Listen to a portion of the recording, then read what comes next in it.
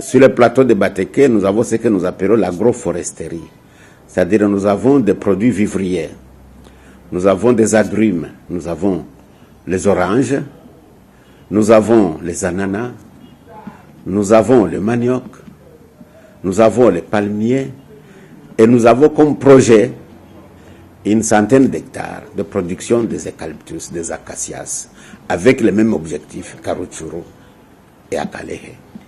Le développement du Congo passe par l'agriculture, mesdames, messieurs. Nous devons encourager de plus en plus ceux qui s'investissent dans les secteurs. Vous vous souvenez, il y a peu, nous avons largement parlé du changement climatique et de ses effets directs sur l'environnement et de ceux qui, tant soit peu, malgré les difficultés, font des efforts pour trouver des solutions aux vrais problèmes que nous avons. Parce que le vrai problème du Congolais, c'est d'abord le ventre, c'est d'abord manger. Si chacun de nous pouvait avoir ne fût-ce qu'un hectare de champ, nous ne mourrons pas affamés au Congo. C'est l'exemple à suivre, je vous avais dit la dernière fois, de l'ICOGEFO. Lorsqu'on préparait la conférence des partis, ils sont allés à Paris et sont rentrés. Maman Marie, bonjour. Bonjour. C'est un bonheur aujourd'hui parce qu'on se retrouve avec vous sur terrain, ici, dans un village. Je voudrais bien souhaiter que vous puissiez nous dire où nous sommes. Ici, nous sommes dans le village de Kingunampu, nous sur le plateau de Bateke. Les 56, voilà. Les 56 hectares, non, oh, sinon ce serait peu 8. 56 hectares, c'est ici. Oui, c'est ici les 56 hectares. Nous avons déjà commencé avec 10 hectares des orangers, les orangers nains, le palmier, le bananier, dans les ananas. Et nous associons aussi les cultures vivrières, le manioc. Et aujourd'hui, nous sommes déjà à une année depuis que nous avons commencé avec le manioc et nous sommes à la première récolte. Aujourd'hui, nous faisons la première récolte. Donc, nous allons tout à l'heure découvrir ce que font ces mamans qui ont travaillé dans ces champs. D'ailleurs, regardez les fruits de tout le travail. Hein, on sème avec beaucoup de sacrifices, mais on moissonne avec joie. Hein? Regardez ça, ça ne peut être que du bonheur, parce qu'il y a un foufou qui va tomber dans une assiette. Et quand on voit ça, on se dit finalement, bon, ça y est, ça commence à marcher. Oui, quand même, c'est encourageant quand on voit le fruit de ce qu'on a fait, même si le début, ça a été difficile. Mais quand même, nous commençons à voir que c'est promettant. Donc, ça peut nous encourager à faire davantage. Et tout à l'heure, je crois, vous aurez l'occasion de ce manioc que vous voyez. Nous avons transformé ces manioc en foufou. Vous aurez l'occasion de découvrir là où nous faisons la transformation du manioc en foufou. Et après, vous allez... Ben, on va finalement manger la farine de foufou de cette première récolte. Oui, oui, tout à l'heure là, vous allez goûter de ces foufous là. Donc, de manioc qu'on a eu de la première récolte, nous avons transformé ces manioc en farine. Tout à l'heure, vous allez découvrir comment ici au plateau de Bateke, avec le problème d'eau, comment nous faisons pour que nous puissions du manioc avoir la farine. Et tout à l'heure là, on va vous préparer un foufou que vous allez manger avec le pondou qui vient de ce même champ. Ah ben oui, ça c'est fantastique, c'est formidable. On a fait combien d'hectares de manioc pour ces premières années? Nous avons commencé avec 4 hectares de manioc et pour cette saison, nous allons étendre encore avec 3 hectares de manioc. Oui. Alors, vous parlez de problème d'eau. Ça doit être difficile quand même de travailler ici, dans ces conditions-là, non? Surtout pour les champs. Bon, il y a un problème d'eau, mais l'ICOGEFO aussi a pris ses dispositions. Si vous regardez devant vous là-bas, vous allez constater qu'il y a des grandes citernes. Ces grandes citernes nous aident à récolter l'eau de la toiture et avec ça, pendant la petite saison sèche, on peut arroser nos orangers. Mais nous avons aussi le projet de faire du forage. Bien que ici, au plateau de Bateke, l'eau se trouve à un niveau très profond, à plus de 300 mètres, mais nous espérons que peut-être un jour, on peut avoir la chance d'avoir un financement, ou bien Dieu peut nous bénir que nous-mêmes, nous puissions avoir nos propres moyens pour pouvoir faire un forage, parce que nous devons le faire. Vous ne pouvez pas faire de la culture au plateau de Bateke sans forage. Ouais. En parlant de financement, c'est quand même l'occasion ici, je pense, de lancer un message à l'endroit de ceux qui nous regardent. Pourquoi ça traîne encore? Bon, ça traîne parce que bon, les gens qui vous donnent le financement ne vous donnent pas du tic au tac. Il faut d'abord qu'ils sachent ce que vous faites. Il y a toujours des enquêtes qui viennent mener, voir réellement. Vous demandez le financement, mais pour faire quoi? Est-ce que vous avez déjà commencé quelque chose? Vous savez, les Blancs, ils sont compliqués. Tu ne peux pas demander à un partenaire blanc de vous donner le financement et il vient, il regarde, tu as un champ, mais tu n'as rien fait. Les Blancs, ils aiment qu'ils trouvent quand même qu'il y a quelque chose qui est fait sur le terrain. Et là, maintenant, ils peuvent dire oui, quand même, il y a du travail. Et là, peut-être, il va y avoir espoir d'avoir un financement. Ah, mais en tout cas, pour le cas de l'ICOGEFO, c'est peut-être pour ça que nous sommes nous-mêmes venus ici au plateau de Bateke. Donc, ce n'est pas... Donnez-moi ces maniocs, s'il vous plaît. Hein, passez-moi... Regardez-moi ça. Hein, regardez-moi ça. Ça ne fait que le bonheur des Quinois qui adorent son foufou, hein, qui va aller l'acheter rapidement dans le marché. Alors, au-delà des difficultés d'eau, est-ce qu'il y a d'autres difficultés que vous rencontrez depuis que vous avez commencé le projet ici localement? Il y a aussi la main-d'œuvre. Au plateau de Bateke, la main-d'œuvre fait défaut. Et vous remarquez que ce sont que des mamans qui travaillent. On ne voit pas vraiment les hommes. Les hommes ne s'impliquent pas vraiment dans l'agriculture. Bon, à part ce problème de la main-d'œuvre, nous avons aussi le problème de fin de brousse. Vous pouvez être en train d'entretenir votre champ, mais le voisin, il croit que pour faire d'abord le champ, il faut qu'il brûle. Alors c'est déconseillé. L'agriculture sur brûlis. Qui appauvrit les sols d'ailleurs et qui est déconseillé. Et avec ça, parfois vous avez des problèmes. L'année passée, on a perdu plus d'un hectare d'oranger parce qu'il y a un voisin qui n'avait pas entretenu chez lui. Quand on a mis le feu de brousse, ça a attaqué son champ et c'est venu jusque chez nous. Donc nous avons ces problèmes-là. Je crois que ça serait mieux qu'on sensibilise tous ceux qui font de l'agriculture d'abandonner la technique de la culture sur brûlis. Ouais. Et mais je pense quand même qu'au-delà de ce que vous faites localement pour les plantations, il y a quand même des échanges qu'il faut. Peut-être qu'il faut remettre à niveau ceux qui sont autour de vous et autres qui sont engagés là pour qu'ils comprennent que ces techniques-là ne feront qu'appauvrir le sol et peut-être ne pas pousser au développement comme on l'entend. Oui, nous allons nous y mettre. On va essayer d'organiser par exemple des séminaires, des campagnes de sensibilisation pour sensibiliser tout le monde sur les nouvelles techniques de l'agriculture. Et je crois avec ça, ça va nous éviter des problèmes. Ouais. J'ai vu que tout à l'heure, d'ailleurs, nous allons nous entretenir avec des agronomes. Vous êtes entouré suffisamment d'experts pour vous permettre d'avoir les résultats qu'il y a aujourd'hui. Oui, parce que l'agriculture, il faut avoir des techniciens qui s'y connaissent. Vous devez avoir un agronome qui doit suivre le travail sur le terrain. Vous devez avoir des gens qui travaillent dans les champs, mais ces gens travaillent sous la supervision de l'agronome. Et comme ça, vous êtes sûr, parce que par exemple, nous faisons des agrumes. Ce sont des plantes qui demandent beaucoup d'efforts et beaucoup de patience. Vous devez pulvériser, vous devez veiller à ce qu'il n'y a pas des insectes qui les attaquent, vous devez veiller à ce qu'il y ait suffisamment du fumier et à temps, vous devez veiller à ce que l'arbre n'est pas entouré des herbes.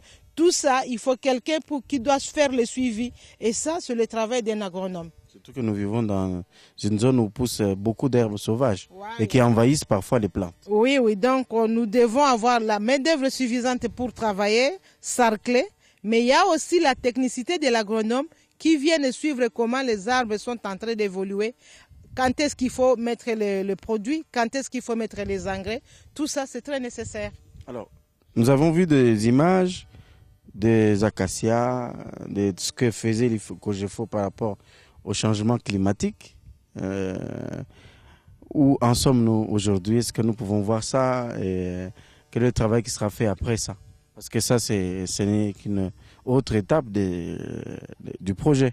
Oui, je vous ai dit que nous avons ici 56 hectares et nous avons déjà travaillé sur 10 hectares. Donc nous comptons sur les 46 qui restent, faire les acacias et même étendre. Nous devons arriver à plus de 100 hectares d'acacias. Donc la partie qui reste sera servie pour que nous puissions reboiser des acacias et même d'autres plantes qui enrichissent le sol plus que l'acacia. Donc nous devons étendre notre champ jusqu'à arriver à plus de 100 hectares et là maintenant nous allons faire un bon reboisement. D'accord.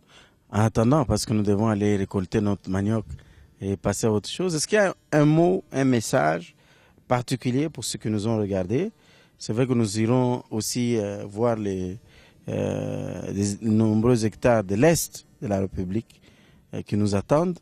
Est-ce qu'il y a un message particulier aux Congolais et Congolaises?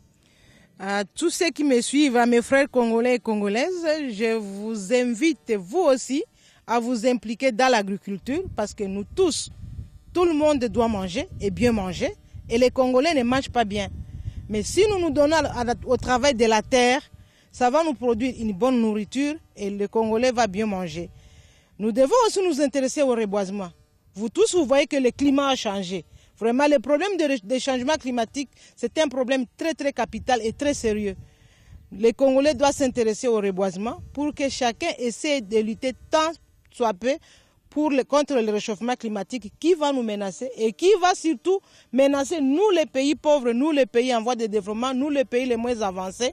Comme nous n'avons pas assez de moyens pour lutter contre ce réchauffement climatique, mais avec nos terres que Dieu nous a données, nous pouvons lutter en reboisant.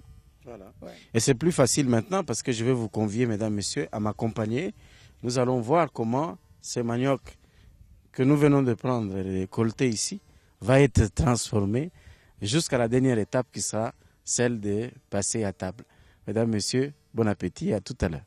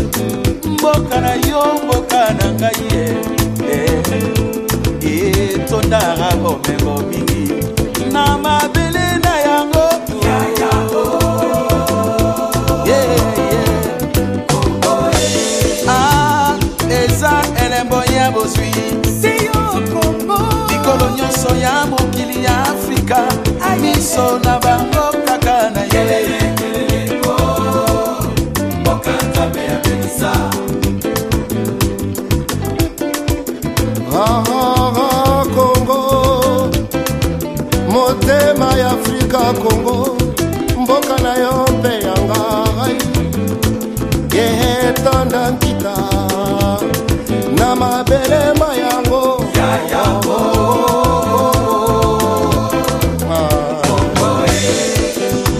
soki tosali te bandeko nanyangwa kuya kosalela biso esengali tosimba mosala mpo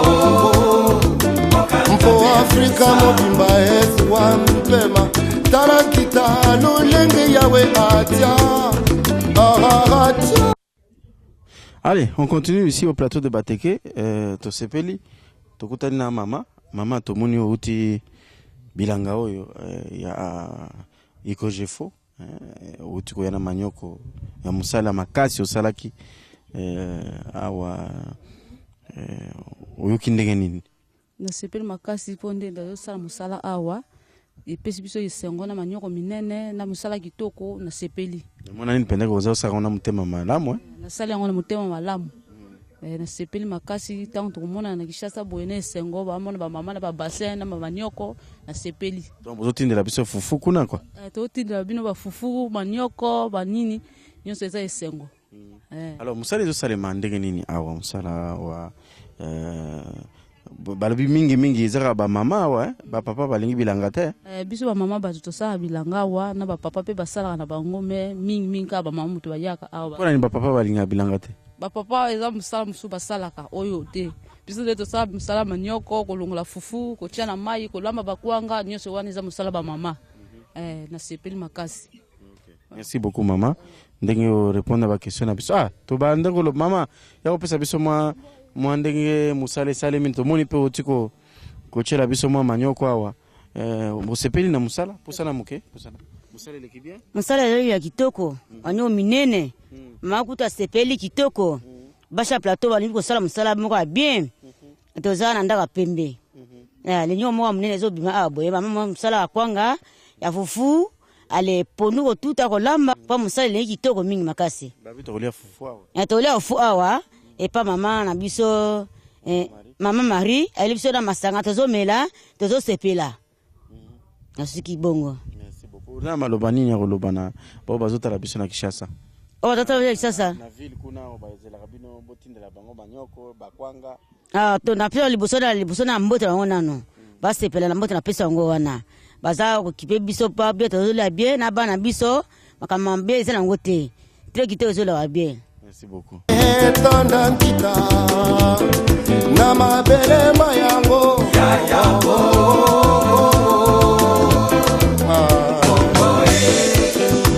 soki tosalite bandeko nanyangwa kuya kosalela biso esengali tosimba mosala mpo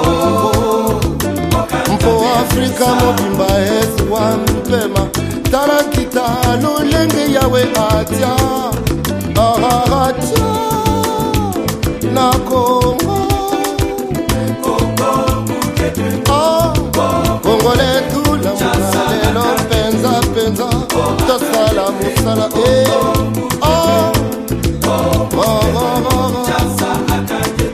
merci.